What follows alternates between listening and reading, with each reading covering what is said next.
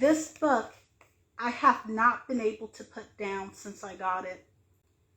I've shed so many tears behind this book and reading the great history of Benin. It talks about the history of Benin from the African perspective, and that is something I've always been advocating for. She has given vivid details of what went on in the 1400s between the Europeans and the Africans of Benin. It goes into detail how they were groveling at the feet of the Oba of Benin. They were always trying to invite themselves to dinner. They were always trying to bring, quote unquote, extravagant gifts to impress the Obas and also they were trying to fit their way into their society. They were trying to be so overly pushy when it came to being accepted. Then eventually, they started to become envious and angry with the empire of Benin. There's one thing I also want to say. Reading this book has opened my eyes to so many things. I realize we did not come from tribes.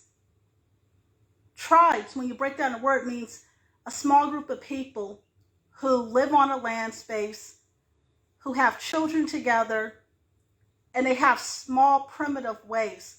We come from nations and kingdoms, not tribes. The great empire and kingdom of Benin was mighty in wealth and resources. They say that there was no poor among them. From the way they dressed, from the golden goblets they drank out of, from the gold they wore around their necks, they basically dripped with elegance and opulence. And that's what the Europeans were jealous of and wanted for themselves. Not only that, they desired and lusted after the women of Benin. They wanted so bad to have everything that this great empire had. They wanted it for themselves and for their own people. Till this day, they have artifacts in their museums that they refuse to return because they understand the power that they possess. This is why they don't want to teach true African history in school. As to now, I am proud to say that I am a daughter of Africa. And Africa will rise again in all her glory and majesty and pride. I can finally say, as an African descendant queen, our nation will rise again. The wisdom is being restored to our people. No longer can they say that we were a primitive group of people swinging from trees, uncivilized, uncultured. That was a lie from the pit of hell. I'm going to read a small chapter.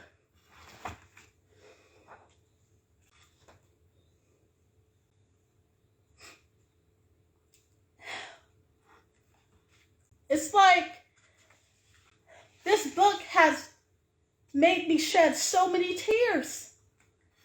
I am so proud of Queen Nipken because she truly illustrated the great legacy of her people.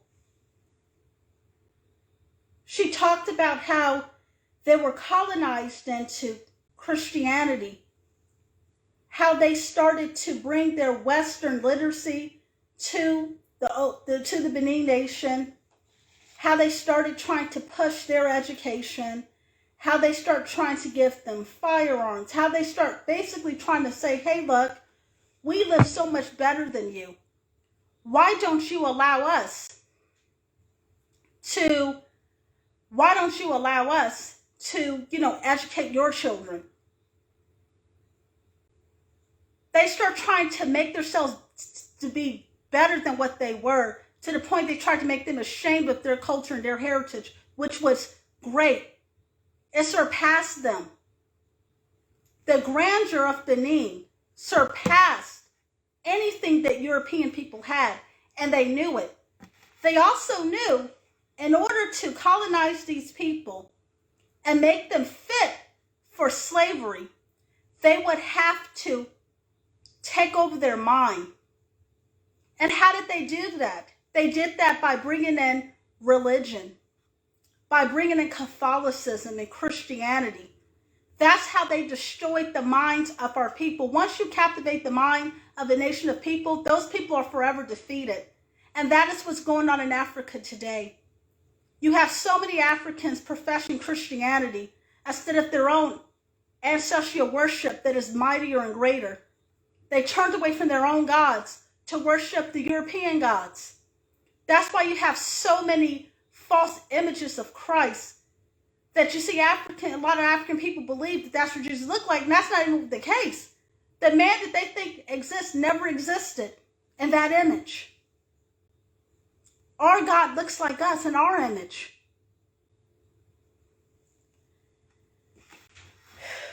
It's so much that I could say about this book. The City of Bronze. These bronze artifacts, these are the artifacts that they casted out of bronze. I don't know if you can see it, but I love how everything has been beautifully colored. Okay? Prior to the advent of the Europeans on the shore of West Africa in the late 1400s, the Benin people kept their history alive through oral tradition, which were passed down from one generation to the next. They also had two unique methods of preserving their history: to use artifacts to record significant cultural events, to immortalize the important individuals in bronze. Heroes, kings, warriors, and other prominent figures of the land were immortalized in bronze artwork. These artifacts here show our people have their own kingdoms and dynasties. That's what they don't want us to know. Here in America is where the true Mesopotamia was. We had kingdoms set up here already. That's why certain parts of the Grand Canyon, certain parts of the Mississippi River, there's different parts of America that is closed off because they don't want the African Americans to know here, that they call African American, which are true, might be true indigenous people here, to know about what was really built by us. They go to great lengths to lie to us and manipulate us into believing that their kingdoms were greater than our own. What gets me is European people have the audacity to look down on African nations that taught them how to wash, how to bathe, how to dress for the seasons, how to eat with proper table etiquette. We taught them how to also heal themselves of sickness. At what point in time, Europeans did not believe in bathing. They used to think that if I bathe, I will wash away and be no more. That's the history that there is. So that's why they continue to keep elevating all these false religions that are misguiding people from the truth.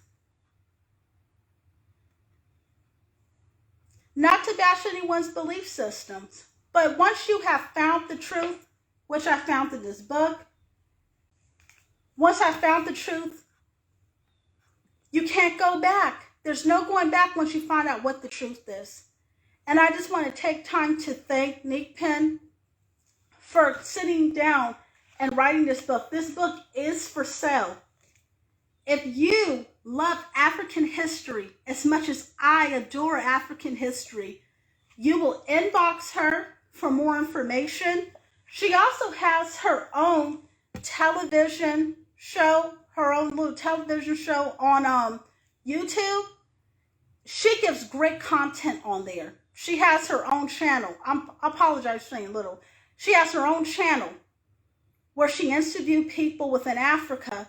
She has so many rewards, so many accolades for the work that she does out of Canada. I'm proud of her for representing our people well.